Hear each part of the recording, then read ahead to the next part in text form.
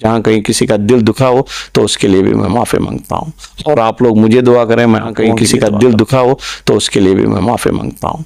और आप लोग मुझे दुआ करें, मैं आप लोगों के लिए दुआ करता हूँ।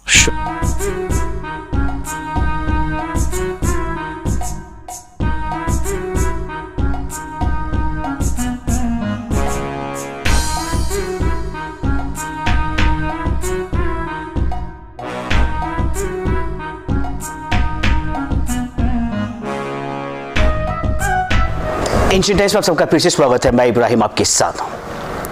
मुल्क भर में हज के काफ़िले जो है लगातार रवाना हो रहे हैं और इस वक्त हम रियासत कर्नाटक बेंगलुरु शहर के हज हाउस में मौजूद हैं और अभी जो है सुबह के 5 बजे हैं। कुछ ही पल में जो है एक काफ़िला यहाँ से मदीने के लिए रवाना होने वाला है और हमारे साथ इस वक्त बेंगलुरु शहर के एक मशहूर शख्सियत जनाब सैयद मुजाहिद जो है मौजूद हैं, जो इस मरतबा जो है हज के लिए निकल रहे हैं। तो लगातार जो है हज भवन में ये देखने को मिला कि सैयद मुजाहिद जो है हाजियों की खिदमत कर रहे थे और आज ये मौका आया है कि वो ख़ुद जो है हज के लिए रवाना हो रहे हैं। तो आइए इनसे बात करते हैं और देखते हैं इनका क्या कहना है। बताइए, लगातार जो है आप हाजियों की खिदमत करते आ रहे थे और आज ऐसा वक्त आया है कि आप ख़ुद जो है हाजी बनकर हज के लिए रवाना हो रहे हैं, तो क्या महसूस कर रहे हैं अभी? अल्हम्दुलिल्लाह, अस्सलाम वालेकुम रहमतुल्लाहि व बरकातहू। मैं बहुत खुश नसीब हूँ कि मैं अल्लाह के घर की दीदार का मुझे एक मौका दिया है। वो एक बोलते हैं ना, जो जिस तरीके से नीयत रहती है, जिस तरीके से खिदमत हाजियों की कर रहा था, तो अल्लाह को पसंद आया होगा शायद, इसीलिए पहली मरतबा मैंने डाला खुर्रे में तो इमीडिएट निकल गया मेरा नंबर।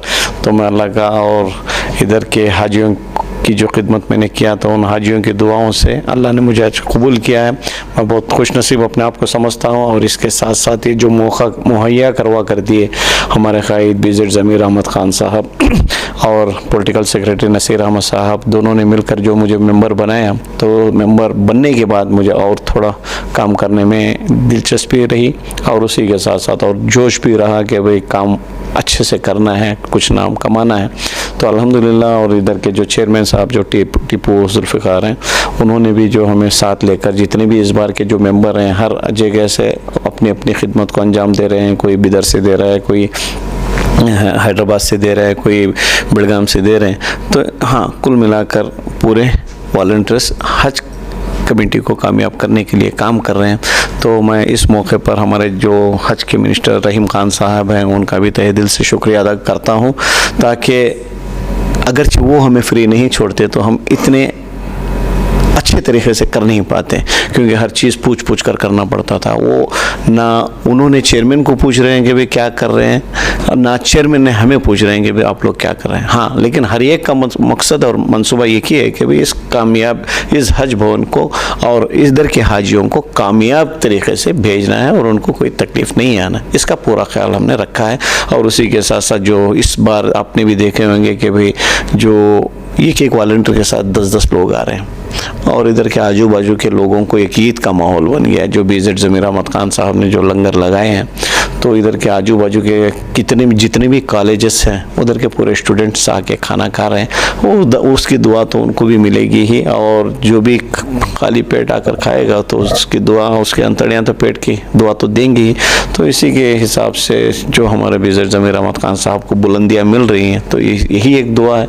देखो, हमारी छोटी मोटी दुआएं से 1 साल 2 साल 3 साल जो खिदमत में किया, तो अल्लाह के घर की दीदार मुझे करवा दिया। तो उन्होंने भी अल्लाह को ही राज़ी करने का काम कर रहे हैं। तो किसी का पेट भर रहे हैं तो शायद वो उनकी तरफ से नहीं भर रहे हैं, अल्लाह ने उनको हिदायत दिया तो उन्होंने कर रहे हैं।